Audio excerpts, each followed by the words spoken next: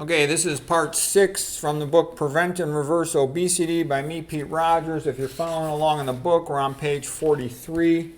So part 6, we're actually on rule number 6 as well. So rule number 6 of how to lose weight is only eat single ingredient foods. Because if they put a second ingredient, that means it's probably a processed food. And they can put things in there like MSG, monosodium glutamate, MFG, manufactured free glutamate. And that does make it taste good, but it gets you to tend to overeat. They call those hyperpalatable foods, or UPF, ultra processed foods. Okay.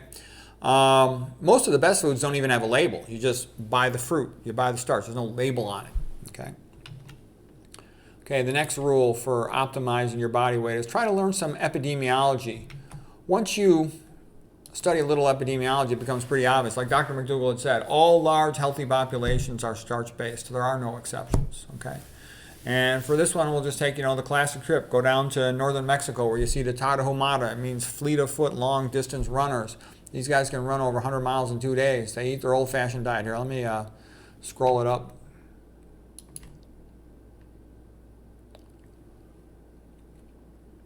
Okay, so here's a map to orientate yourself. There's Pimas. The Pimas have been absorbed into Arizona after the Mexican-American War in 1848, whereas the Tarahumara in northern Mexico and the Sierra means saw, like the up and down tops of the mountains, Sierra Madre Mountains and Copper Canyon area.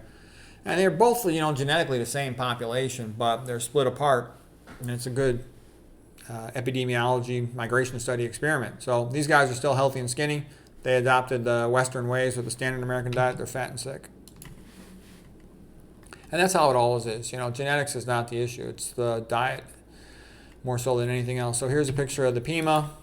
They get all the typical Western diseases, diabetes, end up with amputations, lots of gallstones. They eat a low-fiber diet. They're constipated. They get appendicitis, diverticulitis, sigmoid colon resections, common with that. There's all these same habits cause atherosclerosis. The gateway diseases, it's always the same thing. High blood pressure and prediabetes, diabetes, causing atherosclerosis, plugging arteries up all over the body, lack of dietary fiber, abdominal pressure syndrome, everything that goes with that. Whereas Tarahumara, they're eating all the corn, local greens, some beans, squash. They can run 100 miles in 2 days. Nathan Pritikin was so impressed by them, he patterned his diet after them. And other scientists went out there and studied them. I think Ruth Heidrich went out and trained with them. Some other ultramarathoners have gone out there to study them. William O'Connor, who was a friend of T. Colin Campbell, went out and studied them. They all find the same thing. These traditional populations eating primarily plant-based diets. They don't have any hypertension. They don't have any diabetes. They're not overweight. They don't have any coronary artery disease. That's just the typical pattern one sees. And that's why you can be real confident that's what works. They're not taking a bunch of supplements. They're not member of a health club. Okay, here's some numbers on them. They had no coronary disease. Average total cholesterol was about 136. Average triglyceride was 115, so it was over 100. Their diet was about 75% carbohydrate, 13% protein, 12% fat. Yep, Ruth Heidrich went out there with them. Here's a paper on them by William Connor, the friend of Campbell. 523 healthy Tarahumaras aged 5 to 70 years. In his study, the average plasma cholesterol was 125. Okay. Average triglyceride was 115, plus or minus 50. Okay. Let's see what else interesting. A lot of corn and beans were the main calorie sources. Virtual absence of anybody with hypertension, obesity, and they didn't get the usual rise in serum cholesterol like most Americans do. You can look them up pretty easy on the internet and YouTube and stuff. Okay, here's another population, just more of the same. And the reason it's good to hear is because you hear some people say, I hear too much contradictory information. All these so-called experts who seem to be legitimate, university degree or whatever others, the usual nonsense. To me, university degree means almost nothing nowadays.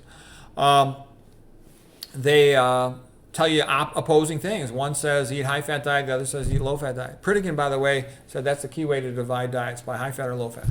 And it's obvious if you look at the history, the low-fat diets are the ones where you have all the healthy people.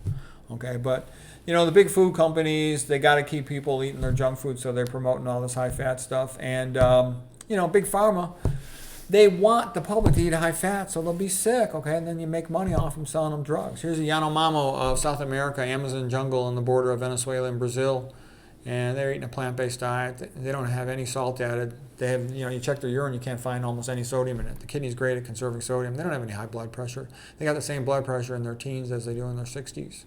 Okay, and they have a reputation as kind of being violent maniacs. Their tribes and whatnot. They fight with the other local tribes. They steal their women and stuff like that.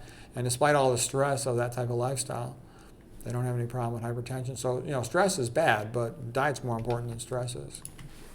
They've seen that also with the rationing studies from World War I and World War II. The populations will become healthier despite all the stress because they're eating less meat and oils.